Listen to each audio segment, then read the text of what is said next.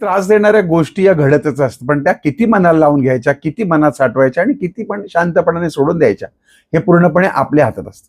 जीवन म्हणजे एखादं सरळ गुळगुळीत रस्ता नाही. तो कधी खडकाळ घाट आहे, कधी अंधारलेलं जंगल आहे, तर कधी बहरलेली बाग पण आहे.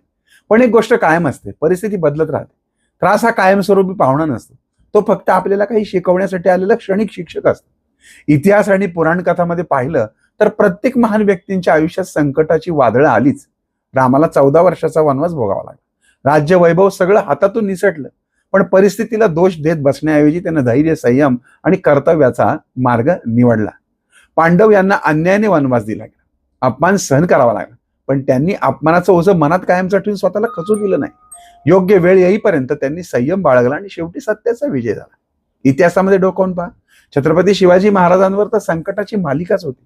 बालपणापासून संघर्ष, शत्रूची कारस्थानं, विश्वासघात, या सगळीकडे त्यांनी अडचणीमध्ये शिकवण म्हणून पाहिलं. ज्यांना महाराजांना सर्व ही परिस्थिती मोडून टाकू शकली असती, परंतु त्यांनी त्यालाच मोडून टाकलं. काही लोक एका छोट्याशा शब्दानेही दुखवतात, रात्रभर विचार करतात, मनात राग साठवतात, आणि काही लोक त्याच शब्दांकडे हसून पाहतात, ठीक आहे हा त्यांचा स्वभाव, म्हणून पुढे जातात. दोघांच्याही बाबतीत घटना तीच घडलेली असते. फरक फक्त मनाच्या ताकदीचा असतो. जीवनात जेव्हा एखादी त्रासदायक गोष्ट घडते तेव्हा स्वतःला एक प्रश्न विचार की ही गोष्ट 5 वर्षांनी माझ्यासाठी किती महत्वाची असेल. बहुतेक वेळा उत्तर येतं काहीच नाही.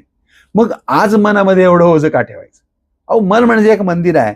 तिथे जर आपण सतत राग, मत्सर, दुःख साठवत राहिलो तर शांतता कशी मिळणार? म्हणून जे आपल्या नियंत्रणात नाही ते सोडून देणं हेच खरं शहाणपणाच आहे. समुद्रामध्ये लाटा येत नाहीत का? येतातच. पण समुद्र काय लाटेला धरून ठेवत नाही, तो त्याला किनाऱ्यावर सोडून देतो. तसंच आपणही प्रत्येक त्रासाला मनात घर करून देऊ नये. काही गोष्टींना फक्त जाऊ दे म्हणण्याची ताकद असली पाहिजे.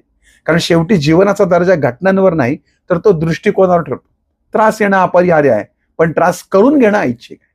चला आजपासून ठरवून घेऊया, कोणी काही बोललं, काही घडलं, काही बिनसलं तरी आपण स्वतःला गमावणार नाही. आपल्या मनाची शांती कोणाच्याही शब्दांच्या आणि कृतीच्या ताब्यात आपण देणार नाही. कारण आयुष्य खूप सुंदर आहे आणि त्या सौंदर्याचा आनंद घ्यायचा की प्रत्येक छोट्या गोष्टीत अडकून राहायचं, हा निर्णय फक्त आपल्याच हातात आहे, नाही का?